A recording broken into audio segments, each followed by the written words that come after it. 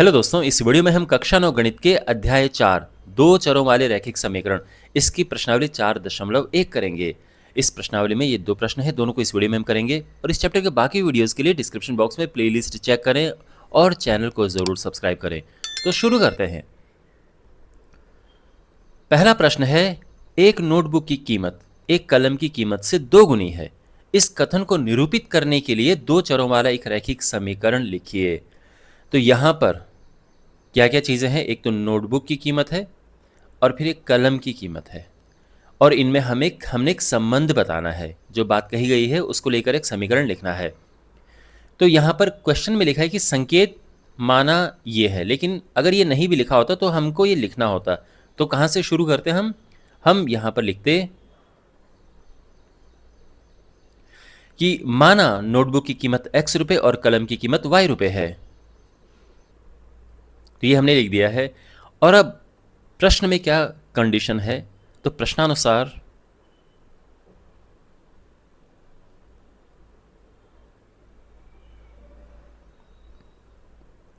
एक नोटबुक की कीमत एक कलम की कीमत से 2 गुनी है। हम ये यहां पर लिखेंगे, एक नोटबुक की कीमत एक कलम की कीमत से 2 गुनी है। तो एक नोटबुक की कीमत क्या है? x है। अच्छा, और ये कितना है? ये है एक कलम की कीमत से 2 गुनी, यानी एक कलम की कीमत जो y है उसकी 2 गुनी है। तो हम इसको 2y लिख सकते हैं और ये हमारा आंसर आ गया है। बस यही बताना है, ठीक। तो हमने ये जो यहाँ पर कथन लिखा है इसको हमने एक समीकरण का रूप दे दिया है। आप चाहो तो इसको x माइनस 2y बराबर 0 भी लिख सकते हो, लेकिन ये पर्याप्त है, ठीक।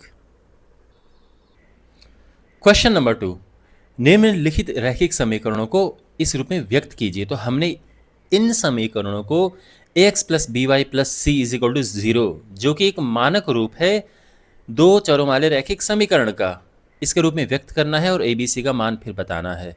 तो 1 बाय 1 इन्हें करते हैं। फर्स्ट पार्ट है 2x plus 3y is equal to 9.35, इस पे बार लगा हुआ है। तो ये सबसे पहले हम इस रूप में लिखने के लिए क्या है कि सबको बाईं ओर लेके आ जाएंगे। तो 2x प्लस 3y माइनस 9.35 बार इज इक्वल टू 0। ये रूप में आ चुका है, हम लिखेंगे जो कि इसका रूप है, ठीक है। तो हमने इसको इस रूप में व्यक्त कर दिया है और जहां अब ABC लिखते हैं तो A क्या है?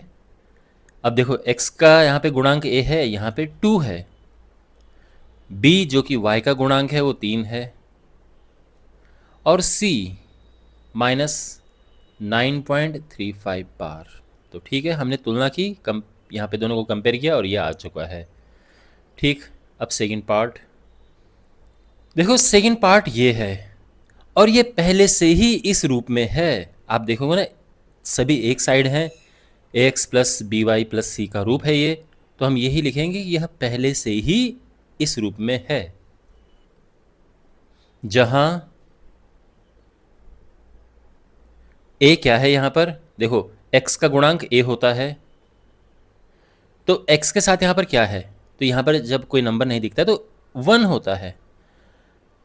b जो कि y का गुणांक है तो वो यहां पर है एक माइनस 1/5 और c जो कि अचर पद है तो वो है -10, ठीक है। तो ये हमारा आंसर आ चुका है। कुछ लोग यहाँ पर 1 इंटू करके लिख देते हैं, लेकिन बात एक ही है, ओके। अगर आप नहीं भी लिखोगे तो भी ये यही रूप है, तो भी फ़र्क नहीं पड़ता है, दोनों सही है। अगर आपको 1 इंटू करके लिखना है तो लिख दो, कोई बात नहीं, बट ये परफेक्ट है, कोई प्रॉब्लम नहीं है। थर्ड पार्ट हमारे पास है, तो क्या करेंगे? हम सबको बाईं ओर लेके आ जाएंगे। -2x plus 3y minus 6 is equal to 0 और यह ax plus B Y plus C का रूप है, इज इक्वल टू 0 का रूप है। तो इस रूप में तो लिख दिया है, जहां ए क्या है, -2 है जो x का गुणांक है, b यानी y का गुणांक 3 है, और c जो कि अचर पद है वो -6 है। ये हमारा आंसर है। अब इस बात का ध्यान रखना, बहुत सारे स्टूडेंट्स इस तरह से भी कर सकते हैं, और अगर आप ये करते हैं तो ये इसमें भी कोई प्रॉब्लम नहीं है कि ये लिखने के बाद अगले स्टेप में सबके चिन्ह बदल दो। फिर क्या होगा, 2x minus 3y plus 6 is equal to 0। ये हम कर सकते हैं समीकरण में, ठीक है, ध्यान रखना, ऐसा हम कर सकते हैं कि सबके चिन्ह हम बदल दें। तो हमने माइनस का प्लस कर दिया, प्लस का माइनस कर दिया है, और ये हमने किया है इसको प्लस करने के लिए, जिससे कि ये पहला वाला प्लस रहे और ये अच्छा दिखे। लेकिन ध्यान रखना, अब इसमें देखो ए बी सी का चिन्ह बदल जाएगा, बस ए हो जाएगा इसमें 2, बी है 3, नहीं -3 है ये तो, और सी है 6। तो इन सब के चिन्ह बदल गए हैं, और ये भी सही है, पूरा सही है। अगर आपको इसके चिन्ह बदलने हैं ये सोचकर कि पहला वाला प्लस में अगर हो तो अच्छा लगता है, तो आप बिल्कुल कर सकते हैं, ये भी परफेक्टली ऑल राइट है, पूरा सही है, ठीक है ना। बाकी ये तो है ही सही, तो दोनों करेक्ट है। फोर्थ पार्ट हमारे पास ये है, तो इसको तो पहले इस रूप में लिखते हैं। तो हम क्या करेंगे, इसको इधर लेके आएंगे, तो -3y इज इक्वल टू 0। अब इसमें अचर पद नहीं है, तो इसके लिए हम क्या करें, हम इसमें अलग से 0 ऐड कर सकते हैं, ओके। और अगर इसमें करना हो तो आप इसको 1 इंटू करके भी लिख सकते हैं, और नहीं भी लिखते तो भी ठीक है, ठीक है। तो ये जो है ये हमारा ये वाला रूप है, तो हम लिखेंगे कि यह ax plus B Y plus C is equal to 0 का रूप है,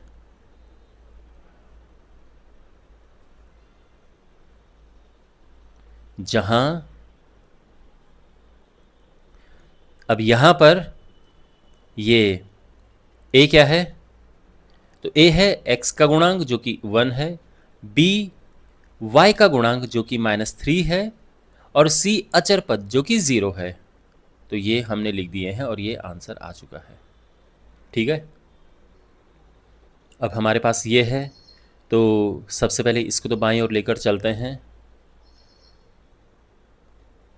तो माइनस का था, यहाँ आया तो प्लस हो गया।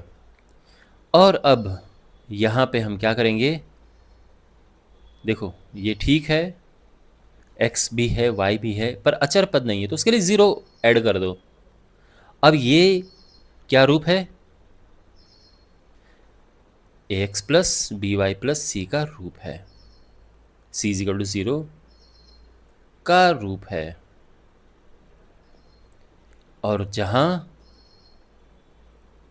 a क्या है, x का गुणांक जो कि 2 है, b क्या है, y का गुणांक जो कि 5 है, c क्या है, अचर पद जो कि 0 है। और ये हमारे आंसर आ चुके हैं, करेक्ट। अब हमारे पास ये है, तो इसको हमने इस रूप में लिखना है। तो कैसे लिखेंगे, देखो यहां पर x का तो है हमारे पास, x का पद है, y का पद नहीं है, तो उसके लिए हम 0 इंटू वाई कर देंगे। ध्यान रखना, जो पद नहीं होता है उसमें 0 कर दो, y नहीं था तो 0 इंटू वाई, अचर पद अपना 2 एज इट इज़ आ गया है, और बिल्कुल ये है। तो यह ax plus B Y plus C का रूप है, is equal to 0, I mean का रूप है, जहां अब a क्या है, यहां पर x का गुणांक जो कि 3, b y का गुणांक जो कि 0 है, और c अचर पद जो कि 2 है।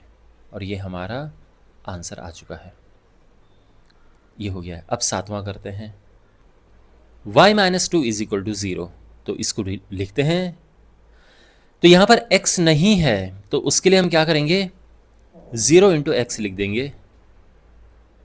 y है तो इसको 1 इंटू वाई लिख देते हैं, और ये अचर पद है।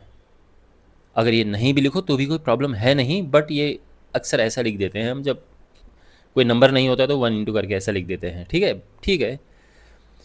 तो यह किसका रूप है, ax plus B Y plus C is equal to 0 का रूप है।